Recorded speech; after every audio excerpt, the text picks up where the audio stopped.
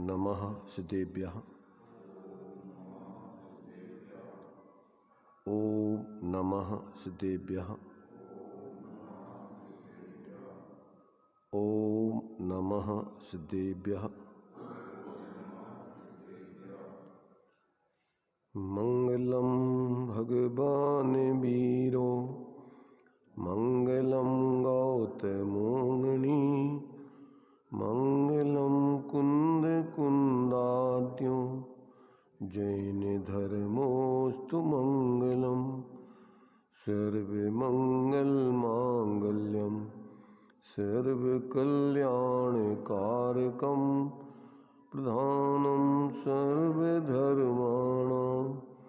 जैनम जयतु शासनम जैनम जयतु शासनम। वंदितु सर्वसिद्धे ध्रुवमचलमणोभवं गतिं पत्ये मोक्षामि समय पाहुड मिणमो सुध केवली भणिदम्। नमः समय साराय स्वानुभूत्या चकाशिते चित्स्वभावाय भावाय सर्वभावान्तरच्छिदे।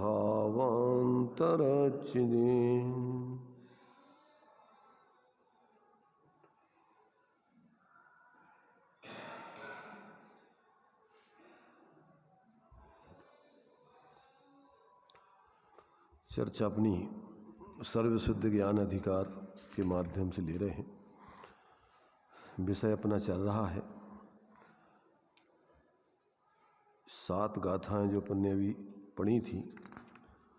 उन 7 गाथाओं के ऊपर आचार्य अमृतचंद देव ने वैसे एक कलश तो इन गाथाओं के माध्यम से लिखा है और 3 कलश आगे की गाथाओं से संबंधित हैं।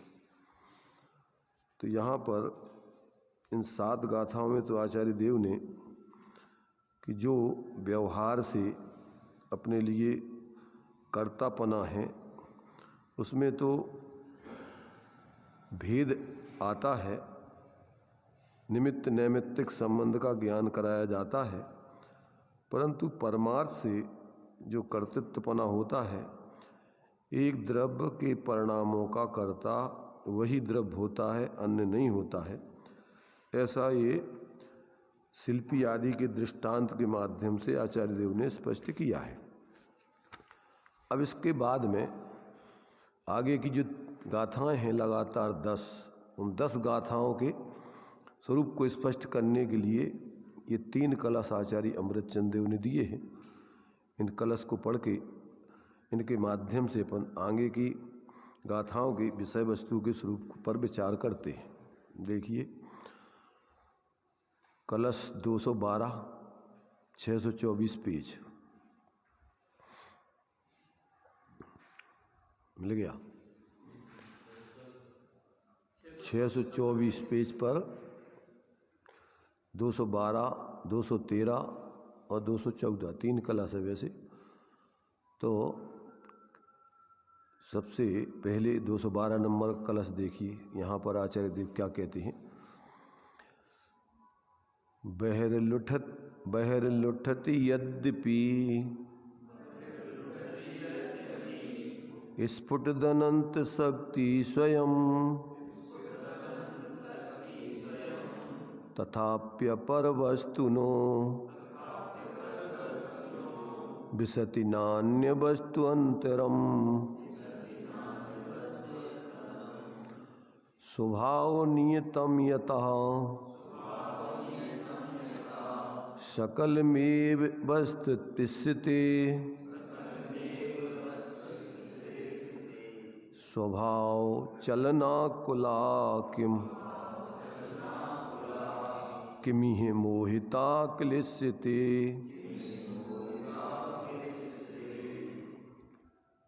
इसका जो हिंदी छंद दिया गया है उसका अर्थ इसमें देखिए।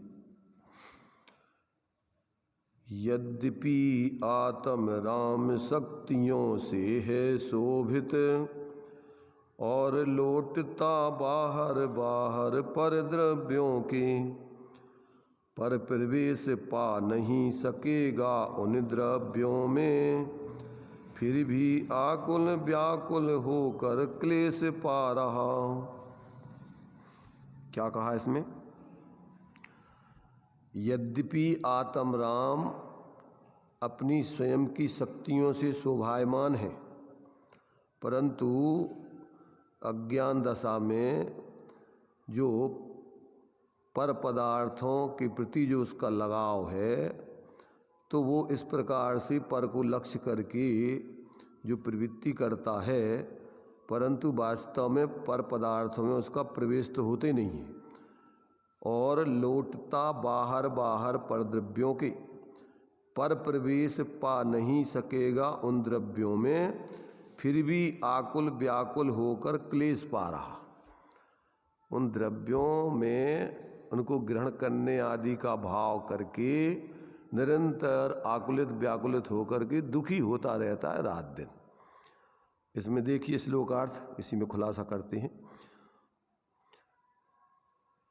स्वयं स्फुटत अनंत शक्ति, जिसको स्वयं अनंत शक्ति प्रकाशमान है, ऐसी वस्तु वही यद्यपि लुटती, अन्य वस्तु के बाहर यद्यपि लौटती है, तथापि अन्य वस्तु अपर वस्तुना अंतरम न विशति, तो भी अन्य वस्तु के भीतर प्रवेश नहीं करती।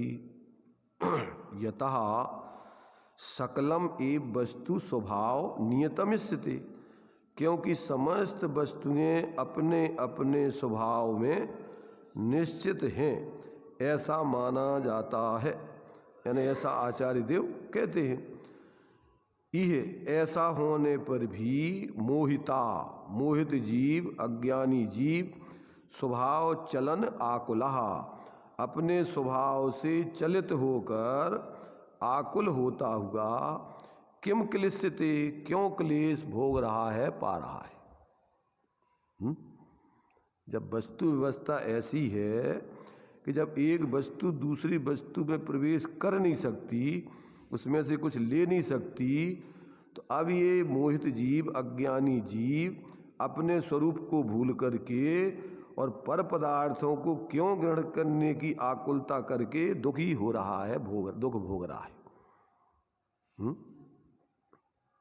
आचार्य को आश्चर्य हो रहा है कि क्या है अज्ञान दशा में। भावार्थ, वस्तु स्वभाव तो नियम से ऐसा है कि किसी वस्तु में कोई वस्तु नहीं मिलती।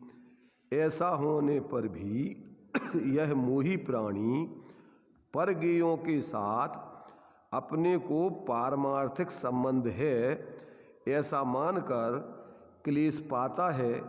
यह महा अज्ञान जानना चाहिए। ज्ञान ज्ञेयों को जानता है, जान करके वो ज्ञान स्वरूप ही रहता है, परंतु अज्ञानी जीवों को ऐसे लगता है कि जैसे ये ज्ञेय मेरे हो गए हों या मैं इन ज्ञेयों में चला गया हूँ, और व्यर्थ में ही फिर अपने ही ज्ञान में बने हुए ज्ञेयाकारों को देख करके मोह करता है, राग करता है, द्वेष करता है। पर में नहीं कर सकता है। पर के लक्ष्य से जो ज्ञान में जानने रूप पर्णमन ज्ञेयाकार रूप होता है, तो वो जानने रूप पर्णमन तो अपने ज्ञान का ही है। जैसे दर्पण के सामने खड़े होने पर दर्पण तुम्हारे शरीर जैसा प्रतिबिंब करके स्वयं परिणमित होता है, पर अज्ञानी जैसे वो कुत्ता और वो चिड़िया उसमें दूसरी चिड़िया को देख करके लड़ती झगड़ती है, भौंकता है वो कुत्ता। ऐसे ये जीव अपने ही ज्ञान में, अपने ही ज्ञान की स्वच्छता से जानने में आते हुए ज्ञेयों को देखकर क्यों भौंकता है, क्यों लड़ता झगड़ता है, रात दिन परेशान होता है। ये आचार्य देव कह रहे कि महा अज्ञान है, महा अज्ञान। तो ये जो है यहाँ पर इस कलश में आचार्य देव एक वस्तु दूसरी वस्तु को छू नहीं सकती, उसको उसमें जा नहीं सकती, दूसरी अपने में आ नहीं सकती। पर व्यवहार से जो ज्ञेय ज्ञायक संबंध है उसमें जीव को, अज्ञानी जीवों को भ्रांति हो जाती है। जैसे ज्ञान या आत्मा पर रूप हो गया हो, जबकि वास्तव में तो ज्ञान ज्ञान रूप रह करके ज्ञेयों को जानता है। वो ज्ञेय रूप होता नहीं है, ज्ञेय अपने में आते नहीं है। बस आत्मा का इतना ही स्वरूप है, मात्र जान सकता है, पृथक रह करके उन रूप हो नहीं सकता, उनको ग्रहण नहीं कर सकता, उसमें से कुछ ले नहीं सकता। तो ये जीव, आचार्य कह रहे हैं कि क्यों व्यर्थ में आकुल व्याकुल होकर अनादिकाल से दुखी हो रहा है, आश्चर्य प्रकट कर रहे। तो यहाँ पर अपने लिए इसी बात को आचार्य देव स्पष्ट करके ये समझाना चाह रहे हैं कि जीव इस प्रकार स्थिति होने पर भी अज्ञानता में इस प्रकार से क्यों परेशान होता रहता है। इसमें बनारसी दास जी ने भी इसका जो हिंदी छंद दिया है, ज्ञान को सहज ज्ञेयाकार रूप परिणमे, यद्यपि तथापि ज्ञान ज्ञान रूप कहो है। ज्ञेय ज्ञेय रूप यो अनादि ही की मरे जाद, काहू वस्तु काहू को स्वभाव नहीं गयो है। एते पर को मिथ्या मति कहे ज्ञेयाकार, प्रतिभासन सो ज्ञान अशुद्ध होए रहो है। याही दुर बुद्धि सो विकल भयो डोलत है, समुझे न धर्म यो भरम माही भयो है। क्या? यद्यपि ज्ञान का सहज स्वभाव ज्ञेयाकार रूप परिणमन करने का है।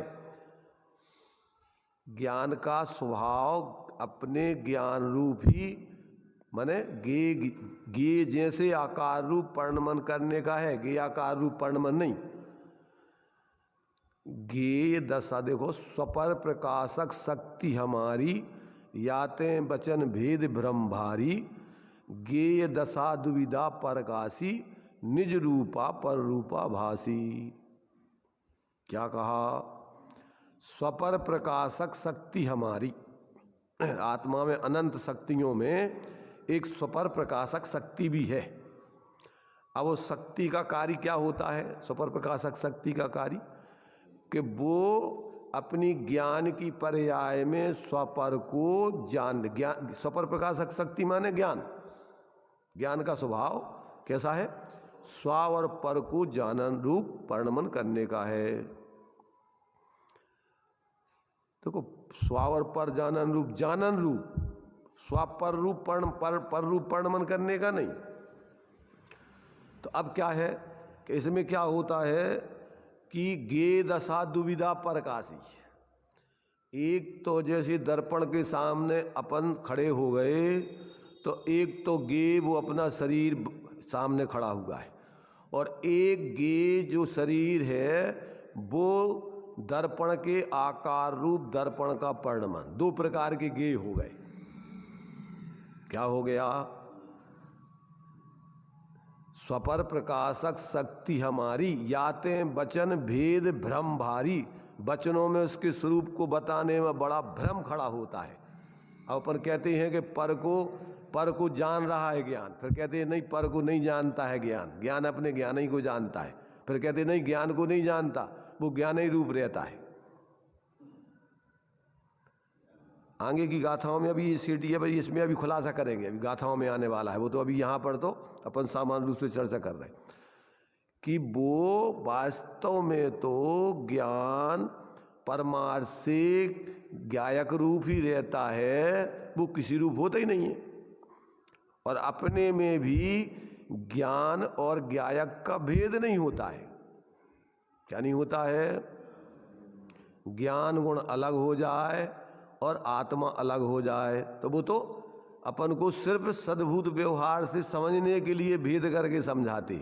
वस्तु तो अभेद है, अनन्य है। ज्ञान और ज्ञाता आत्मा एक दूसरे मय है, कोई अलग अलग है ही नहीं है। पर समझने के लिए अपन को भेद करके सद्भूत व्यवहार बताते हैं, तो ऐसे लगता है जैसे ज्ञान अलग हो और ज्ञायक अलग हो। और फिर ज्ञान में जो जानने में आने वाले ज्ञेय हैं वो तो वास्तव में एक प्रकार से क्या है कि वो तो अपने ज्ञान में आते नहीं, ज्ञान उनमें जाता नहीं, पर ज्ञान में ऐसी शक्ति है, सहज प्रकाशत्व शक्ति, कि जिससे वो ज्ञेय का प्रकाश यानी जो ज्ञेय है वो अपने ज्ञान में उस प्रकार के ज्ञात हो जाते हैं, ज्ञान रूप रह करके। तो अब दो प्रकार के ज्ञेय हो गए, स्वपर प्रकाशक शक्ति हमारी, याते वचन। अब वचनों में समझाने में बड़ा झंझट खड़ा होता है कि ज्ञान ज्ञेयों को जानता है कि नहीं, ज्ञेय ज्ञान में आते हैं कि नहीं। एक तरफ कहते हैं सर्वव्यापी एक चिद्रूप है, अगर आत्मा पर को नहीं जानता है तो इस लोकालोक को कौन बताएगा? 6 द्रव्य है इस लोक में, कौन बताएगा? द्रव्य, अजीब द्रव्य तो जानते नहीं है 5, बताएगा कौन? तो ज्ञान ज्ञेयों को जानता है। तो कहते कैसे जानता है? तो कहते हैं व्यवहार से जानता है। तो कहते व्यवहार का क्या अर्थ है? कि तन्मय नहीं होता, उनसे भिन्न रहकर जानता है। और निश्चय किसे कहते हैं? अभेद होकर के जानना, उसका नाम निश्चय है।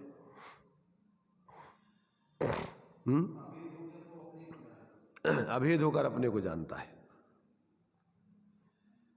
तो अब ये जो है ऐसी स्थिति में अब वचनों से कभी कहता ज्ञान सर्वव्यापी है। सर्वव्यापी मतलब जो अन्य लोग मानते हैं कि परमात्मा सब में व्याप रहा है, तो वो सर्वव्यापी का मतलब क्या होता है? जानने का नाम सर्वव्यापी है। कोई वो ज्ञेयों में चला जाता है आत्मा और परमात्मा, तो वो परमात्मा सर्वज्ञ भगवान सर्वव्यापी कहे जाते।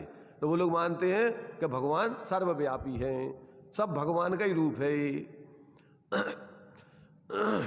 एक जो है अमृतचंद्राचार्य देव का एक ग्रंथ है, उसमें 24 भगवान की स्तुति की गई है, लघु तत्स्फुट। उसमें इस विषय को बहुत विस्तार में खोला है। एक एक तीर्थंकर की स्तुति लिखने के लिए 24 अलग जो है 25 अध्याय अलग उसमें दिए हैं। तो एक एक तीर्थंकर की स्तुति में उन्होंने बड़े गीत गाए हुए वस्तु स्वरूप के की तो है बस स्थिति, परंतु उसमें है सारा का सारा वस्तु स्वरूप का खुलासा। तो उसमें भगवान सर्वव्यापी हो गए। माने व्यवहार से ऐसा मानो सारे ज्ञेय ज्ञान में आ गए हों, घुस गए हों, ज्ञेयों को पी लिया हो, खचित हो गए हों, टंकोत्कीर्ण हो गए हों, ऐसे अनेक नाम दिए जाते।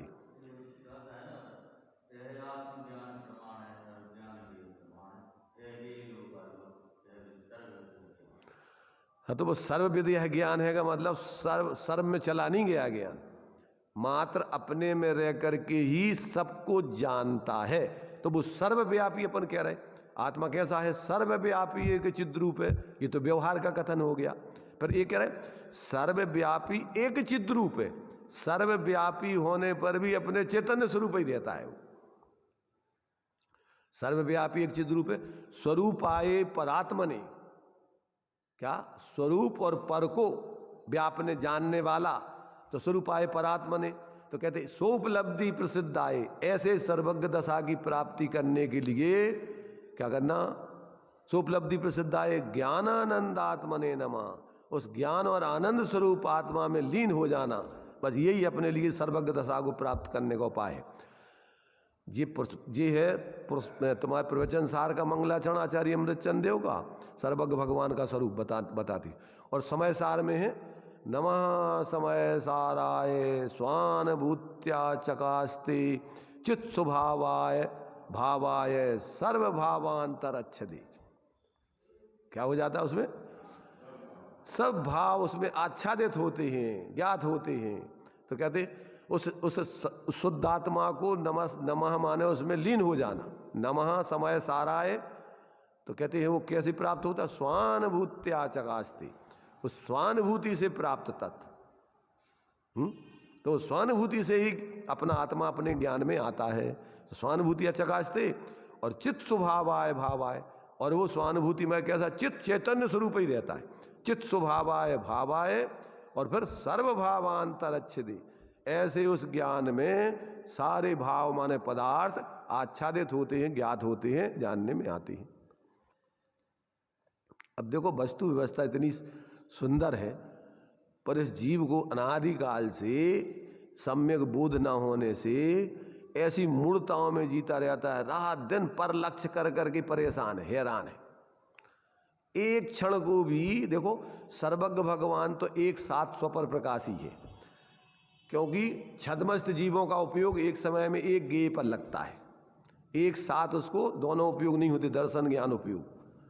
छद्मत्थाणम न दुर्नियु होगा, सर्वज्ञ भगवान तो युगपत, दोनों दर्शन ज्ञान आदि सबको, स्व और पर को सबको एक साथ जानते हैं। पर अपना क्या होता है कि अपना लक्ष्य पर लक्ष्य, छद्मस्त का उपयोग एक एक समय में एक एक गेय को लक्ष्य करके जानता है। तो अपन क्या करते हैं कि अनादिकाल से अपना उपयोग का लक्ष्य अपने उस ज्ञान स्वरूप आत्मा पर न करके अपन निरंतर पर लक्ष्य करते रहते हैं, रात दिन उसी पर लक्ष्य में जीते रहते हैं, और फिर उनमें किसी में मोह करते हैं, राग करते हैं, द्वेष करते हैं। जो श्रीमद जी ने दिया ना कि देखते ही, क्या मतलब देखते जहर चढ़ने का, माने राग द्वेष मोह पूर्वक ही देखता है, अनादिकाल से उसकी कुटेव रही है।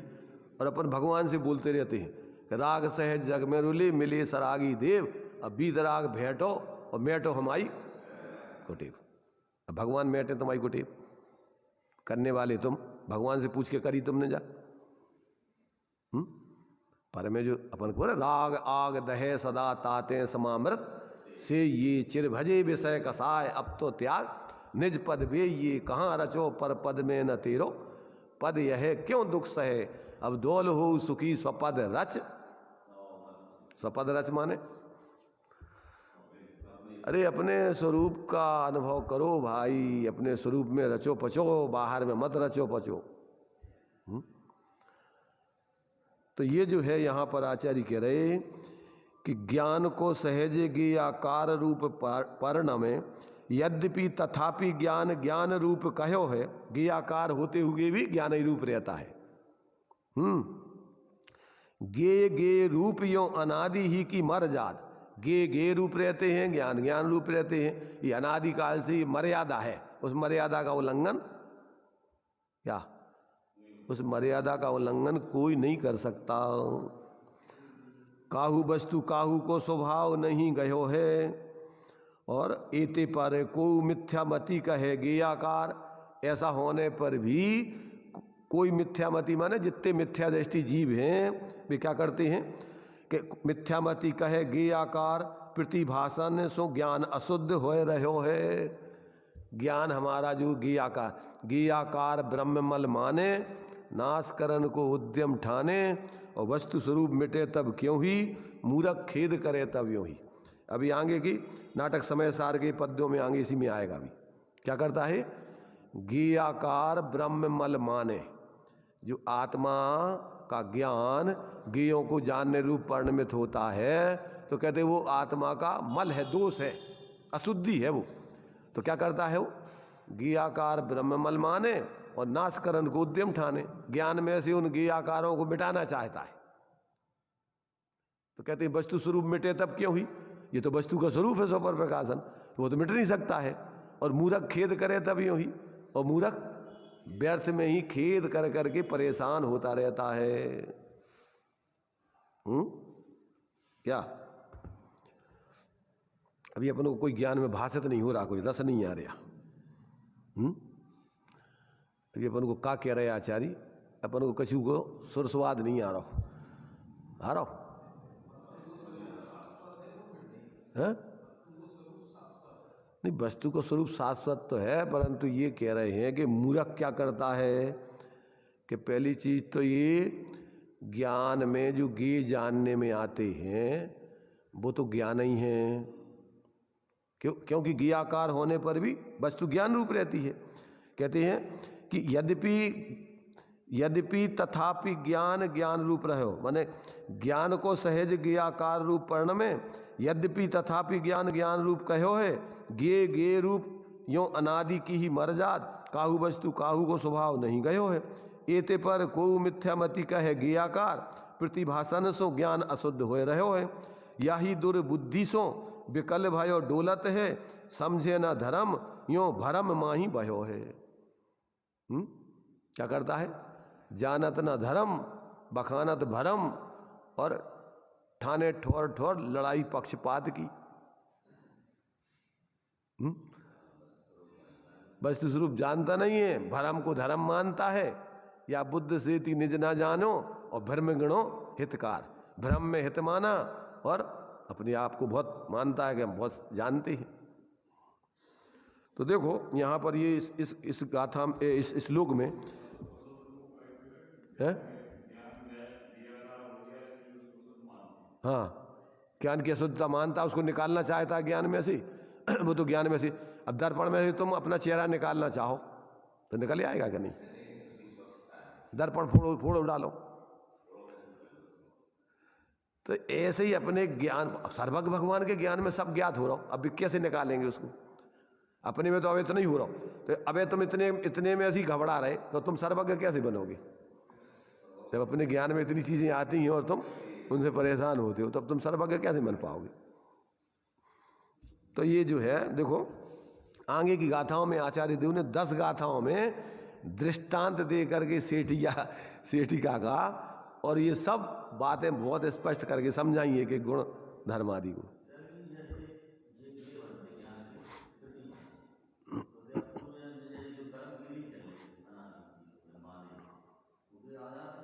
उसे कच्छु मतलब नहीं है, स्वभाव है जो, तो भगवान सर्वज्ञ के तो नहीं है कर्म, और अपनों का याजो, अपनों का व्यवहार रूप हो रहा हो। अरे अपनों भी स्वभाव है जो ज्ञान को, ये कर्म फरम कुछ नहीं हो रहा। इतना है कि क्रम से जानना स्वभाव नहीं है, वो ज्ञानावरणी कर्म का निमित्त है, उसमें उपचार से। वास्तव में तो उसकी पर्यायगत, छदमस्त की पर्यायगत योग्यता है वो। कौन से? क्रम से उपयोग में जानना। और चूंकि छदमस्त का देखो पर्णमन 2 प्रकार से होता है, लब्धि उपयोग भाव इंद्रियम, कि जान करके वो लब्धि में डिपॉजिट करता जाता है और नई नई चीज़ों को उपयोग में ले करके जानता जाता है। अब साथ में चूंकि अनंत गुणात्मक पर्णमन है, एक गुण का पर्णमन अकेला ज्ञान ही का तो हो नहीं रहा है, साथ में मिथ्याचर, साथ में श्रद्धा चल रही, आचरण चल रहा, भी अनंत गुणात्मक पर्णमन है एक साथ। तो अब मिथ्या भ्रांति के कारण जो जिस समय वो ज्ञान ज्ञेय में जानने में आ रहे हैं मात्र, उसी समय मिथ्यात्व में विपरीत मान्यता चल रही है, उसी समय ज्ञान में भी भ्रांति चल रही है। मिथ्यात्व के कारण क्या चल रही? वो ऐसा भेद नहीं जान रहा है। और सम्यक दृष्टि जब हो जाता है तो अंदर में निर्विकल्प आत्मा की अनुभूति पूर्वक उसको आत्मा का अतीन्द्रिय आनंद और स्वरूप की आंशिक स्थिरता, वीर का स्वरूप संरचना रूप पर्णमन एक देश चालू हो जाता है। क्या हो जाता है? एक देश चालू हो जाता है। तो अब वो क्या है कि वो उसकी अनुभूति जब होती है तो उसके ज्ञान में बराबर वो उसमें प्रतीति हो जाती कि ये मेरा स्वरूप है, और वो गुणस्थान प्रमाण उसकी परिणति में पर्णमन होता रहता है अन्य गुणों का, और ज्ञान में वो उपयोग अपना क्या उपयोग तो छदमस्त का बदलता रहता है। अंतर मुहूर्तरी अपने ज्ञान स्वरूप आत्मा में लीन हो जाए तो केवल ज्ञान हो जाए। अब वो तो होता नहीं छदमस्त दशा में, निचली भूमिका में। तो क्या होता है कि ज्ञान ज्ञेयों से उपयोग ज्ञानांतर होता है, स्वानुभूति से च्युत होकर के, और फिर क्या करता है? अंतर मुहूर्त के बाद उपयोग बदल के अन्य ज्ञेयों को विषय करता है। तब उसमें क्या होता है कि लब्धि में अब वो अनुभूति रहती उसकी, अब उसमें ही प्रतीति आ गई। अब उपयोग भले ही ज्ञान पर को जान रहा है, तो अब पर में वो भ्रम नहीं कर रहा है। सम्यक दृष्टि को अब भ्रम नहीं है। क्या भ्रम नहीं है? कि हमारा ज्ञान पर में चला गया, कि पर हमारे ज्ञान में आ गए। अब तो वो भेद विज्ञान पूर्वक जानता है, इसलिए उनमें मोह राग द्वेष नहीं करता है। मिथ्या दृष्टि एकत्व पूर्वक मोह राग द्वेष करता है। अब तो सम्यक दृष्टि के चारित्र में अस्थिरता जन्य जुड़ान होता है, तो उसमें वो भेद विज्ञान रखता है कि भैया जी अपनी, जैसे अपन को गलत दिशा में अपनी गाड़ी जा रही थी, ठीक है ना, अब अपन ने क्या कर दिया कि समझ में आ गई कि अपन को लौट के दूसरी जगह, दिशा तो अपनी दूसरी जगह, अपन उल्टी दिशा में आ गए। तो अब क्या है कि वो क्या करता है कि अब वो चलाना नहीं चाहता है गाड़ी। क्या नहीं करना चाहता है? गाड़ी चलाना नहीं चाहता है। तो अब वो तो इंतजार में है कि हमें गाड़ी को मोड़ने के लिए जगह कहाँ मिले। अब वो आगे तो बढ़त जा रहा होगा। अब जब तक उसके लिए अभी ऐसा स्थान नहीं मिलेगा जब वो अपनी गाड़ी को मोड़ करके और पीछे लौट के आ जाए, तब तक क्या होगा?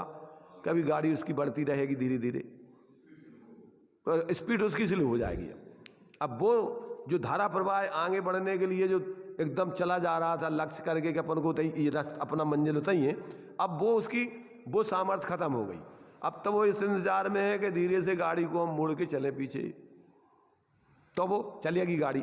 अभी टॉप में चल रही थी, अब थोड़ी स्लो होती हुई अब इंतजार कर रहा, रास्ता देख रहा है, और जैसे ही उसको रास्ता मिला वहाँ से उसने गाड़ी मोड़ी और फिर अपनी पीछे रिवर्स करके और फिर दौड़ लगाएगा। ऐसे ही ये जीव क्या करता है कि अभी ये अपने स्वरूप की अनुभूति प्रतीति करके ये समझ में आ गया कि अरे अपना स्वरूप तो ये अंदर है, बाहर में तो कुछ है ही नहीं है। तो अब क्या है, अभी उसकी सामर्थ्य नहीं है अब स्वरूप में पूर्ण स्थिर होने की। तो अब क्या करेगा कि वो उस जाति की अब वो तो उसकी उस जाति का परम एकत्व ममत्व पूर्वक का तो परिवर्तन है नहीं। अब वो जो अस्थिरता जन उसकी थोड़े परिवर्तन चल रहा है, अब वो मौके की तलाश में है कि जैसे ही उसकी सामर्थ्य आएगी, जिस पर्याय में उसको ऐसा अवसर मिलेगा, और वो उधर संपूर्ण पर पदार्थों से उपयोग को हटाकर अपने स्वरूप में लीन होकर के और केवल ज्ञान प्राप्त करके अनंत दशा को प्राप्त कर लेगा। समझ में आ रहा? तो अब वो भेद जिसको सम्यक दृष्टि हो जाता है, तो अब वो तो उसकी गाड़ी आगे को चल तो दिख रही चलती हुई, पर क्या है, अब तो वो उसकी वास्तव में परिस्थिति जन्य है। अभी उसको अवसर नहीं है उस जाति का कि अब वो मूल के पूर्ण रूपेण अपने स्वरूप में लीन हो जाए। तो अभी वर्तमान में जीव सम्यक दृष्टि हो जाने पर पूर्ण स्वरूप में लीन नहीं हो पाते हैं, तो विवेक पूर्वक बाहर में भेद विज्ञान पूर्वक प्रवृत्ति करते हैं, तो उस जाति का मिथ्यात अनंतानुबंधी आदि जन्य तो आश्रयबंध होता नहीं है। अब जो अस्थिरता जन्य है, अब उसके लिए वो आगे अवसर की तलाश करके और अपने स्वरूप में लीन होकर के उसका अभाव करके पूर्ण वितराग दशा पालेगा। आ रही है समझ में? देखो अब इन दो कलशों को और पढ़ लेते हैं अपन, ताकि आगे की गाथाएं फिर अपन आचार्य कुंद कुंद की साक्षात दृष्टांत पूर्वक पढ़ेंगे। 213 नंबर का कलश देखिए। वस्तु चैक में नान्य वस्तु नो, एन तेन खलु वस्तु वस्तु तत्, निश्चयोऽयं परोपरस्य। इसमें कहा साथ में होना, निश्चयो अयम अपरोपरस्य कहा,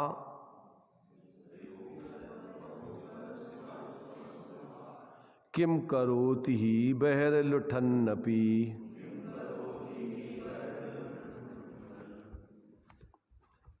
इसका जो है जो हिंदी दिया हुआ है, देखिए इसका हिंदी पढ़ते हैं पहले।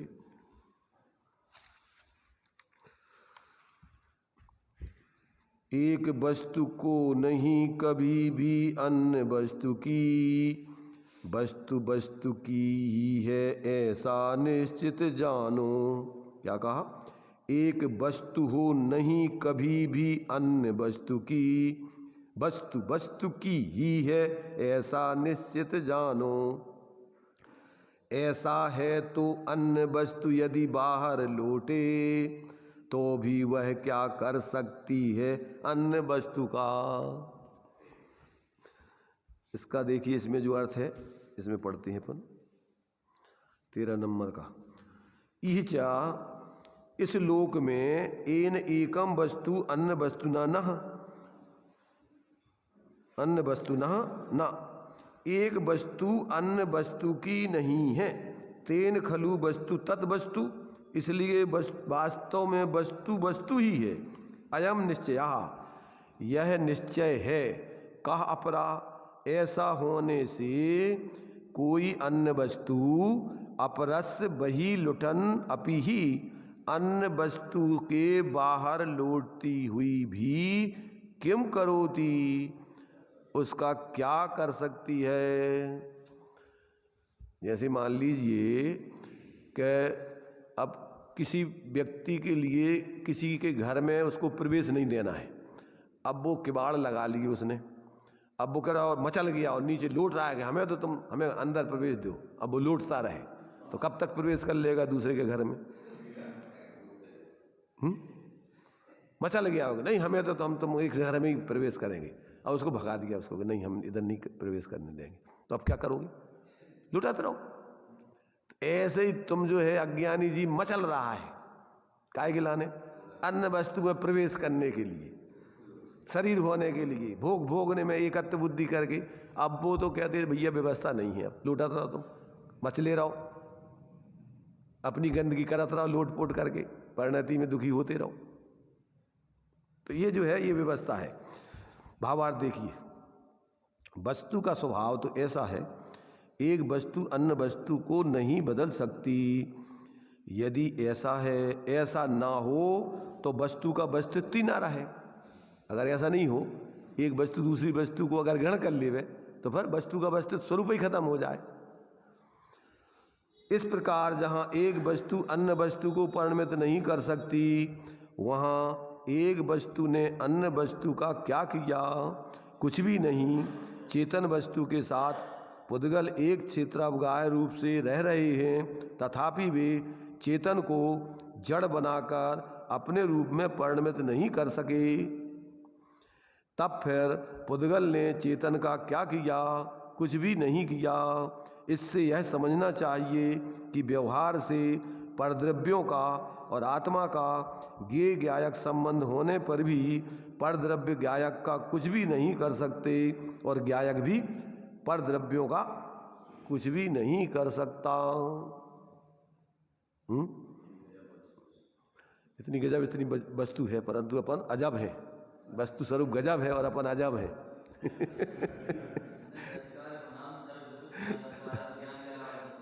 नहीं, ज्ञान की विशुद्धि देखो, ज्ञान के लाभ नहीं, ज्ञान की विशुद्धि करा रही। ज्ञान में कहाँ कहाँ भ्रांति होती हैं, तो वो तुम्हारे ज्ञान में ये भ्रांति निकाल दो तो तुम्हारा ज्ञान विशुद्ध हो जाएगा। ज्ञान तो तुम्हारा देखो ज्ञान ही स्वरूप है, पर तुम्हें भ्रम से ऐसा भ्रांति है, सिर्फ वो भ्रांति ज्ञान का मिथ्यात्व है, ज्ञान का मिथ्यापना है। देखो ज्ञान में 3 दोष होते हैं। कौन कौन से हैं? अब संशय विपर्य अनध्यवसाय, वो 3 दोष बतलाए जैसे। तो अब ज्ञान में जो है, ज्ञान वस्तु स्वरूप को, ज्ञान में अज्ञान, कुज्ञान, मिथ्या ज्ञान, ज्ञान में तीन बातें अपन बताई जाती है। मोक्ष मार्ग प्रकाशक जी में ज्ञान की 3 विपरीतताएं बतलाई। कौन कौन सी? अज्ञान, कुज्ञान, मिथ्या ज्ञान। तो किसे कहना अज्ञान, किसे कहना कुज्ञान, किसे कहना मिथ्या ज्ञान? तो कहते हैं अज्ञान माने जिसे जानना चाहिए उसको नहीं जानता है। क्या करना चाहिए? जिसे जानना चाहिए उसको नहीं जानता है। ऐसा इसलिए वो अज्ञान। मिथ्या दृष्टि के ज्ञान में 3 विशेषताएं बता रहे। कौन कौन सी? जिसे बने अपने स्वरूप को जानना चाहिए उसको नहीं जानता, इसलिए अज्ञान है वो। लोक में भी अपन प्रयोजनभूत कार्य नहीं करे तो अपन कहते तुम महामूर्ख हो, अज्ञानी हो। तो जिसको जानने चाहिए उसको नहीं जानता, इसलिए अज्ञान। और जहां नहीं जाने चाहिए वहां जाता है, इसलिए कुज्ञान, खोटा। अपन को जो नहीं करने चाहिए जो काम वो करे तो अपन कहते तुम्हारा खोटा आचरण है। मैंने जैसे मान लीजिए सप्त व्यसन सेवन कर रहा कोई, अरे ये तो बहुत खोटा आचरण वाला आदमी, तो ये उसका नाम है कुज्ञान। और वस्तु स्वरूप जैसा है वैसा नहीं जान के अन्यथा जानना, उसका नाम है मिथ्या ज्ञान। क्या कहा? आत्मा है तो ज्ञान स्वरूप और जानता है शरीर रूप, तो क्या हो गया? ये मिथ्यापना हो गया। आत्मा तो ज्ञान स्वरूप है और जान रहा है तू ज्ञेय स्वरूप, शरीर आदि रूप। तो ज्ञेय स्वरूप तो आत्मा होता नहीं। तो ज्ञान में 3 दोष चल रहे हैं। तो ये जब तक जानने वाले को जानेगा नहीं और जहां नहीं जाना चाहिए वहां जाना बंद नहीं करेगा, और जैसा वस्तु का स्वरूप है उसको वैसा जानेगा नहीं, तब तक इसका ज्ञान का मिथ्यापना दूर नहीं हो सकता है। इसलिए यहाँ ताते जिनवर कथित तत्व अभ्यास करीजे और संशय विभ्रम मोह त्याग आपो लख लीजिए। तो देखो तीसरा छंद पढ़ लेते हैं। ये 2 तो हो गए हैं? इसका भावार्थ पढ़ तो लिया अभी, यही तो पढ़ा दूसरे का भी। अब तीसरा छंद। यत्तु वस्तु कुर्ते अन्य वस्तु नः किंचनापि परिणामिना स्वयं व्यवहारिक दृशैव तन्मतम नान्यदस्ति किमपि है निश्चयात्। देखिए इसका हिंदी है,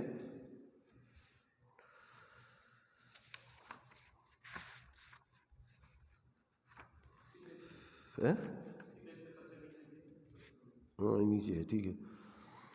स्वयं परिणमित एक वस्तु यदि पर वस्तु का कुछ करती है ऐसा जो माना जाता है, वह केवल व्यवहार कथन है, निश्चय से तो एक दूसरे का कुछ करना शक्य नहीं है। क्या कहा? एक वस्तु यदि दूसरी वस्तु की क्या है, स्वयं परिणमित एक वस्तु यदि पर वस्तु का कुछ करती है ऐसा जो माना जाता है, वह केवल व्यवहार कथन है, निश्चय से तो एक दूसरे का कुछ करना शक्य नहीं है। ये व्यवहार का निमित्त नैमित्तिक संबंध का ज्ञान कराया गया।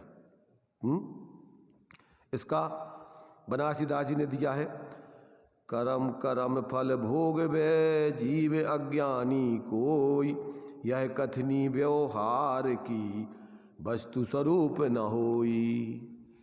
ये व्यवहार से ऐसा कहा जाता है, एक वस्तु दूसरी वस्तु को करती है, भोगती है, ये कथन काय का है? ये व्यवहार का है। परमार्थ से एक वस्तु दूसरी वस्तु की न करता है न भोगता है। आओ कर्मों का फल भोग रही है, तो कर्मों का फल एक वस्तु दूसरी वस्तु, या अपन ऐसा कहोगे अपन ने रसगुल्ला भोग लाओ, भोग सकत तुम?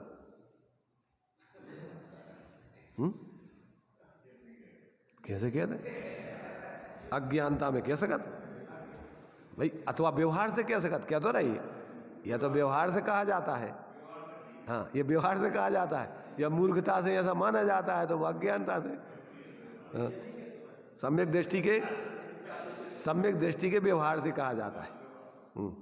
तो ये वही बता रहे हैं। देखो इसका हिंदी अपन पढ़ते हैं। एक वस्तु स्वयं परिणामिना अन्य वस्तु न, स्वयं परिणमित होती हुई अन्य वस्तु का किंचन अपि कुरुते, कुछ भी कर सकती है, यत्तु ऐसा जो माना जाता है, तत् व्यवहारिक दृशा एव मतम। ये सम्यक दृष्टि के व्यवहार की बात चल रही, व्यवहार से ऐसा कहा जाता है। ज्ञानी कहते भी है, पर अज्ञानी परमार्थ से वैसे ही मान लेते हैं, वही मिथ्यात है। तो वह व्यवहार दृष्टि से ही माना जाता है। निश्चयात, निश्चय से, यह अन्यत किम अपि न अस्ति, इस लोक में अन्य वस्तु को अन्य वस्तु कुछ भी नहीं है। अर्थात एक वस्तु को अन्य वस्तु के साथ कुछ भी संबंध नास्ति सर्वेपि संबंधा आत्म तत्व पर द्रव्यो। परमार्थ से आत्मा का एक वस्तु का दूसरी वस्तु के साथ कोई संबंध नहीं है। भावार्थ, एक द्रव्य के परिणमन में अन्य द्रव्य को निमित्त देखकर यह कहना कि अन्य द्रव्य ने यह परिणमन किया है, यह व्यवहार नय की दृष्टि से ही है। निश्चय से तो उस द्रव्य में अन्य द्रव्य ने कुछ भी नहीं किया है। वस्तु के पर्याय स्वभाव के कारण वस्तु का अपना ही एक अवस्था से दूसरी अवस्था रूप परिणमन होता है, उसमें अन्य वस्तु अपना कुछ भी नहीं मिला सकती। निमित्त नैमित्तिक संबंध में अज्ञानी को कर्ता कर्म संबंध हो जाता है। तो निमित्त नैमित्तिक संबंध का ज्ञान कराना भी जरूरी है। वो व्यवहार क्यों कि अगर नहीं कराओगे तो तीर्थ का लोप हो जाएगा। क्या हो जाएगा? क्यों कि जब एक वस्तु दूसरी वस्तु की कुछ नहीं कर सकती व्यवहार से भी, तो ये उपदेश, ये सब जितना भी कार्यक्रम व्यवहार का है, सारा लोक व्यवहार लोप हो जाएगा। इसलिए इस व्यवहारिक ज्ञान भी इसका होना चाहिए कि वास्तव में कि ये तो सिर्फ निमित्त सदनिमित्तों का ज्ञान। अब सदनिमित्तों का अगर कोई विवेक नहीं हो तो अपन काय को कुगुरु कुदेव को शास्त्रों का त्याग कराने की बात कहें। अगर सर्वथा अपन उस तीर्थ को नहीं माने तो निमित्त नैमित्तिक संबंध से अपन को फिर जो सदनिमित्तों के माध्यम पूर्वक अपन को जब भी व्यक्ति का विवेक जागृत होता है तो सच्चे देव साधगुरु के सानिध्य पूर्वक होता है, तो वो वो व्यवहारिक दृष्टि भी आपके लिए तीर्थ की प्रवृत्ति के लिए जरूरी है। और यदि आपको परद्रव्य कुछ भी नहीं करते तो फिर क्या है कि जो त्याग है, महाव्रत आदि के सब 10 प्रकार के परिग्रह का त्याग, वो भी खत्म। फिर तो क्या होगा कि आप जैसे श्वेतांबर लोग मानते हैं कि सब परिग्रहधारी राजपाट में रह करके केवल ज्ञान हो जाता है। बहुत सारा जो है विसंगति खड़ी होती है, पूरा चरणानुयोग का भाव पूरा। इसलिए अपन को ये भी विवेक होना चाहिए कि जब जीव अपने स्वभाव से क्या है, जब स्वभाव रूप परमन करता है तो पर का व्यवहार से त्याग आदि भी होता ही होता है, परंतु बाहर के त्याग मात्र से अपना कल्याण नहीं होता है। कोई जीव बाहर के त्याग मात्र करके मान लेते हैं कि बस इतना ही हमारा कल्याण। जब तक बाहर का त्याग करके अंदर के स्वरूप को ग्रहण करके उसमें लीनता नहीं करोगे, तब तक उस त्याग की कोई कीमत नहीं है। तो ये सब ऐसा अपन को निमित्त नैमित्तिक संबंध का विवेक और वस्तु स्वतंत्रता का ज्ञान, इसलिए तथ्य और तीर्थ। इसलिए आचार्य इसमें दिया कि यदि तथ्य को छोड़ दोगे तो वस्तु स्वरूप स्वतंत्रता खत्म हो जाएगी, और तीर्थ को छोड़ दोगे तो क्या हो जाएगा, व्यवहार मार्ग का लोप हो जाएगा। इसलिए अगर कल्याण करना चाहते हो और जिनमत का परिवर्तन करना चाहते हो तो तथ्य तीर्थ दोनों को मत छोड़ो। मत छोड़ो मतलब जैसा है वैसा जान करके अपने जीवन में सम्यक परिवर्तन करो।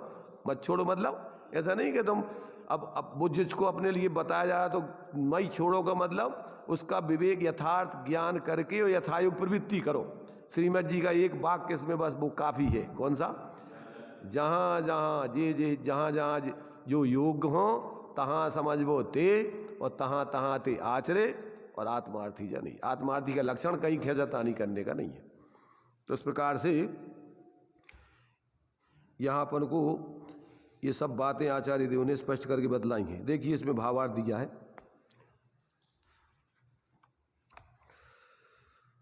एक वस्तु के परिणमन में अन्य वस्तु को निमित्त देखकर यह कहना कि अन्य द्रव्य ने यह किया है, यह व्यवहार नय की दृष्टि से ही है। निश्चय से तो उस द्रव्य में अन्य द्रव्य ने कुछ भी नहीं किया। वस्तु के पर्याय स्वभाव के कारण वस्तु का अपना ही एक अवस्था से दूसरी अवस्था रूप परिणमन होता है, उसमें अन्य वस्तु अपना कुछ भी नहीं मिला सकती। इससे यह समझना चाहिए कि पर द्रव्य रूप ज्ञेय पदार्थ उनके भाव से परिणमित होते हैं और ज्ञायक आत्मा अपने भाव रूप से परिणमन करता है। वे एक दूसरे का परस्पर कुछ भी नहीं कर सकते। इसलिए यह व्यवहार से ही माना जाता है कि ज्ञायक परद्रव्यों को जानता है। निश्चय से ज्ञायक तो बस ज्ञायक ही है। परद्रव्यों का जानना भी परमार्थ से ना कह करके मात्र ज्ञायक तो ज्ञायक ही है। तो इस प्रकार से ये अपन को आगे की गाथाओं से संबंधित आचार्य अमृतचंद देव ने ये 3 कलश दे करके और उस विषय को थोड़ा पहले से स्पष्ट किया है। वो आगे जो है मूल गाथाएं अपन जो है इसमें देखेंगे जब, तो पूरा का पूरा अपन को विशेष दृष्टांत पूर्वक उसका स्पष्टीकरण भाव भाषण होगा। चलिए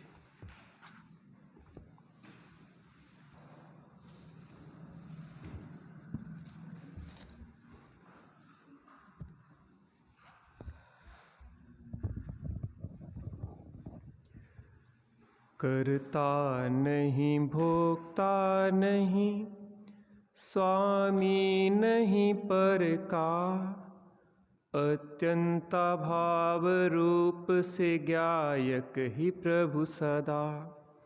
रे जीव तू अपना स्वरूप देख तो जरा, दृग ज्ञान सुख बीर का भंडार है भरा। परम शुद्ध निश्चय से देखते हैं तो ज्ञायक अकर्ता और अभोक्ता है। शुद्ध निश्चय से देखते हैं तो ज्ञायक शुद्ध भावों का करता है। एक देश शुद्ध निश्चय से देखते हैं तो एक देश शुद्ध भावों का करता है। अशुद्ध निश्चय से देखते हैं तो अशुद्ध भावों का करता है। अनुपचरित अशुद्ध भूत व्यवहार नय से देखते हैं तो शरीर और कर्मों का करता है, और उपचरित असद्भुत व्यवहार नय से देखते हैं तो स्त्री पुत्र कुटुंब धन मकान का करता है, लेकिन परमार्थ से देखा जाए तो आत्मा परद्रव्य का कर्ता भोक्ता नहीं है। यह जबरदस्ती पर के कर्तृत्व और भोक्तत्व के कारण सुखी दुखी होता रहता है और संसार में भटकता रहता है।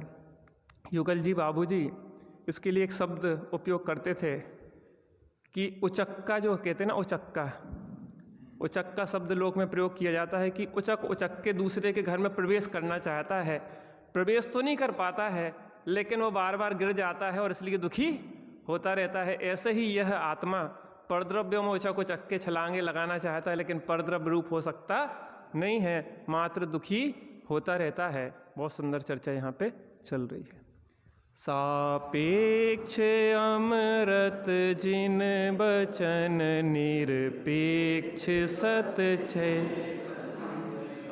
दरसा रहे कलिकाल में अनुभव करो हे भव्य जन।